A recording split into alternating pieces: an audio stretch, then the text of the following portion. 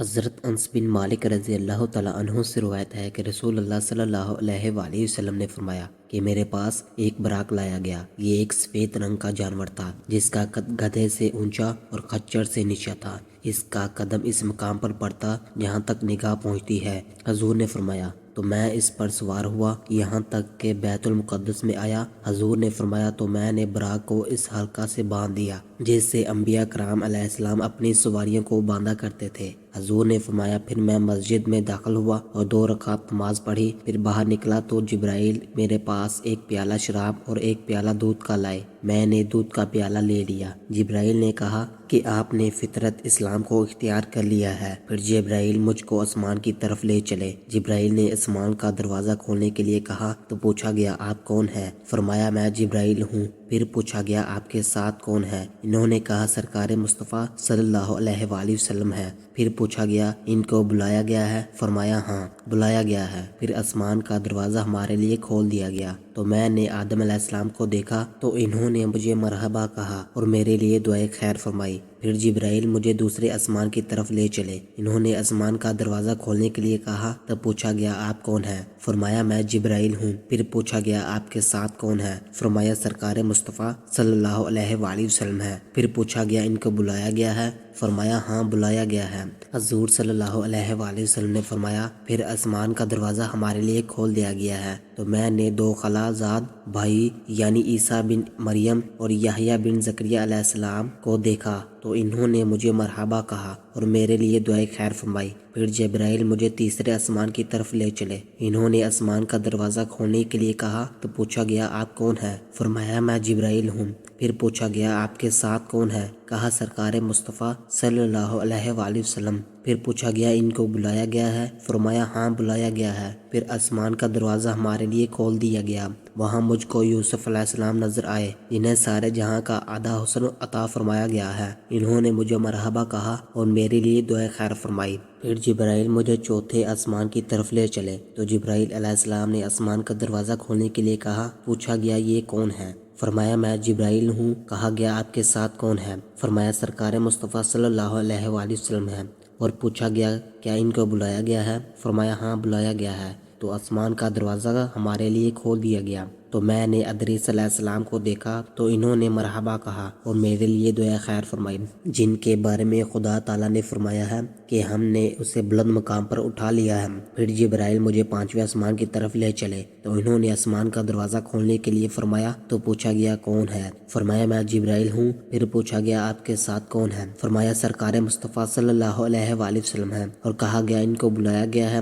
فرمایا ہاں بلایا گیا ہے۔ تو ہمارے لیے آسمان کا دروازہ کھول دیا گیا تو اچانک مجھ کو ہارون علیہ السلام نظر آئے تو انہوں نے مرحبا کہا اور میرے لیے دعائے خیر فرمائی۔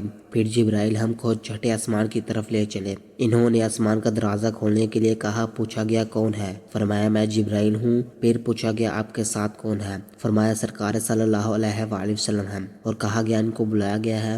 فرمایا ہاں بلایا گیا ہے۔ اور آسمان کا دروازہ ہمارے لیے کھول دیا گیا تو موسیٰ علیہ السلام کو دیکھا تو انہوں نے مرحبا کہا اور میرے لیے دعائے خیر کی۔ پھر جبرائیل 7ویں آسمان کی طرف لے چلے تو انہوں نے آسمان کا دروازہ کھولنے کے لیے کہا تو پوچھا گیا کون ہے؟ فرمایا جبرائیل ہوں۔ پھر پوچھا گیا آپ کے ساتھ کون ہے؟ فرمایا سرکار مصطفیٰ صلی اللہ علیہ وآلہ وسلم۔ پھر پوچھا ان کو بلایا گیا ہے؟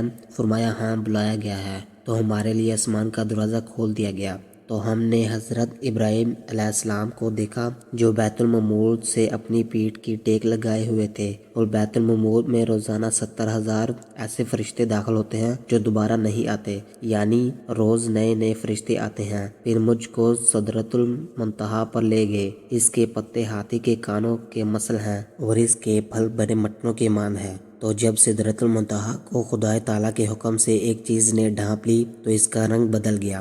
خدا تعالیٰ کی مخلوق میں سے کوئی اس کی خوبصورتی بیان کرنے کی استقامت نہیں کر سکتا۔ پھر خدا تعالیٰ نے میری جانب وحی فرمائی تو کچھ وحی فرمائی۔ پھر اس نے رات اور دن میں 50 نمازیں میرے اوپر فرض فرمائی۔ پھر میں واپسی میں موسیٰ علیہ السلام کے پاس آیا تو انہوں نے پوچھا آپ کے پروردگار نے آپ کی امت پر کیا فرض فرمایا ہے؟ میں نے کہا رات دن میں 50 نمازیں۔ موسیٰ علیہ السلام نے کہا اپنے پروردگار کے پاس جا کر مخفف کی درخواست پیش کریں، اس لیے کہ آپ کی امت اتنی طاقت نہیں رکھتی۔ میں نے بنی اسرائیل کی آزمائش کی ہے اور اس کا امتحان لیا ہے۔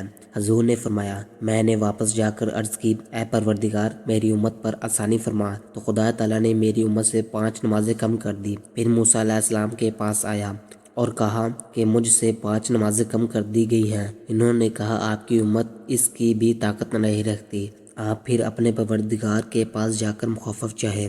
حضور نے فرمایا کہ میں اپنے پروردگار اور موسیٰ علیہ السلام کے درمیان آتا جاتا رہا اور نمازوں کے مخفف کا سلسلہ جاری رہا، یہاں تک کہ خدا تعالیٰ نے فرمایا اے محمد صلی اللہ علیہ وآلہ وسلم یہ رات اور دن کی کل نمازیں 5 ہیں اور ہر نماز کے لیے 10 نمازوں کا ثواب ہے، تو وہ 5 نمازیں ثواب میں 50 نمازوں کے برابر ہے۔ جس شخص نے نیکی کا ارادہ کیا اور اس کو نہ کیا تو صرف ارادہ ہی سے اس کے لیے 1 نیکی لکھ دی جاتی ہے، اور اگر کر لیا تو اس کے لیے 10 نیکیاں لکھ دی جاتی ہیں۔ جو شخص برے کام کا ارادہ کرے اور اس کو نہ کرے تو کچھ نہیں لکھا جاتا، اور کر لیا تو اس کے لیے 1 برائی لکھی جاتی ہے۔ حضور نے فرمایا اس کے بعد میں اتر کر موسیٰ علیہ السلام کے پاس پہنچا تو ان کو حقیقت حال سے آگاہ کیا۔ انہوں نے کہا کہ اپنے رب کے پاس جا کر اور مخفف چاہیں، تو رسول کریم صلی اللہ علیہ وآلہ وسلم نے فرمایا کہ میں نے موسیٰ علیہ السلام سے کہا کہ میں اپنے رب کے پاس نماز کی مخفف کے لیے اتنی بار حاضر ہوا ہوں کہ اب مجھ کو وہاں جاتے ہوئے شرم آتی ہے۔